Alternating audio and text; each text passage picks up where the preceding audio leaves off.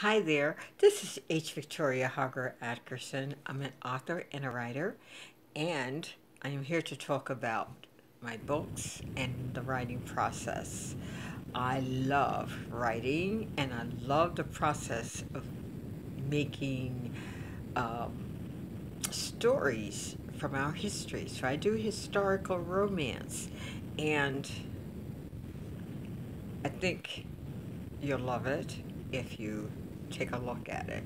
Now, I have several books out. Right now, you can find my first two, which is Stones Along the Path, Part 1 and Part 2.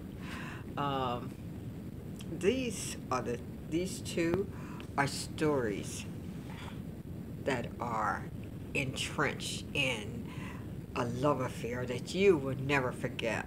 Two characters, an African and an African American, fall in love in Kenya, Nairobi, Kenya, and we followed their lives through several generations. So you are going to love this because it's a very real, very passionate romance. Don't forget to get this one. It is really great. And this is Stones Along the Path, Part 1 and Part 2. And for your information, there is a Part 3 coming out this year. And I want you to take a look at that also. Now, the next book would be Walking Among the Kudzu. This is a story about a young black child, a teenager. She is a black child, although she looks white, because we come in every shade. And the fact that she's standing in kudzu vines, which no one wants to do,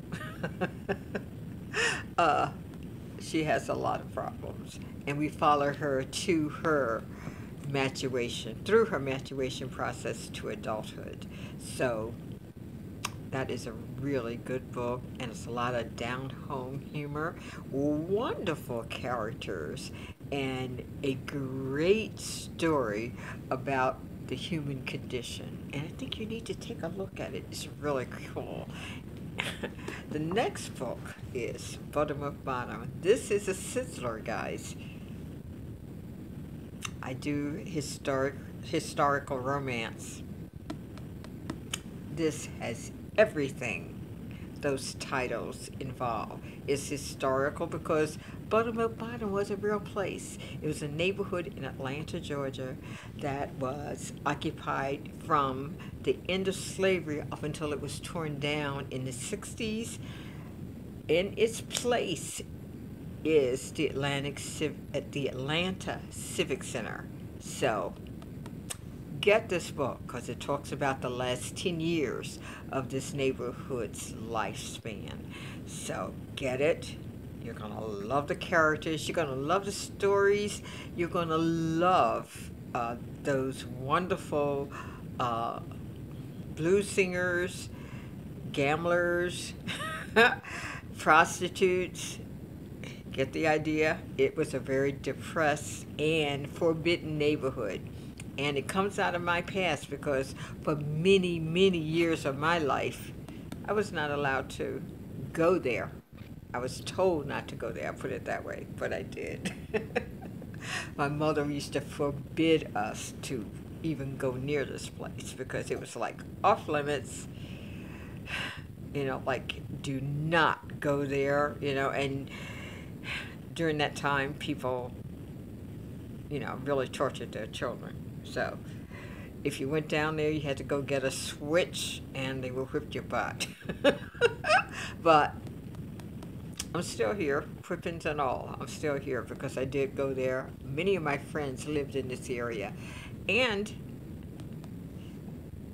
the story itself depicts the lifestyle of the people who live there. So take a look at this book. It's historically colorful and it's a real gem. So take a look at it. It's really cool.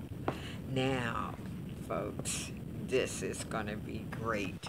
My next book, which I finished only last week, is called Enslaved. This book follows the history of an African-American princess and a member of her royal guard into slavery. Now, the book talks about the life before they were enslaved, but it also gives you an opportunity to feel and to be sensitive to that middle passage, that time on the sea when they were bound to the ship in chains and all kinds of apparatus that attached them to the ship, the conditions inside the ship, the torture that was levied on the children and the adults who were in that situation, where people, slavers, took advantage of those women, those children who were there. So do me a favor, pay homage to the memory of these wonderful Africans who suffered beyond belief as they traveled the Middle Passage from Africa to the Americas.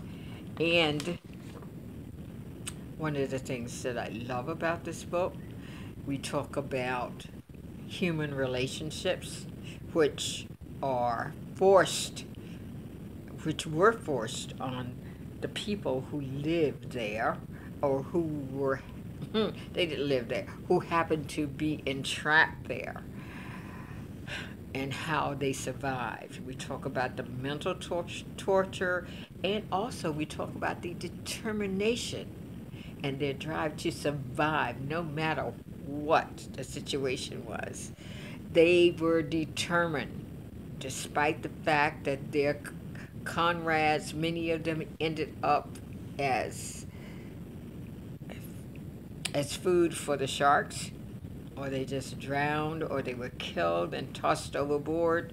Whatever the situation, these people who remain strong, and they were determined to be free, and they were determined to survive, and they were determined for their ancestors to succeed and attain freedom in a country that did not want them, except to work from sun up to sundown. So be sure to take a look at this book. It's going to be amazing to you because it's historically correct. Okay? Take a look at it. Let me know what you think.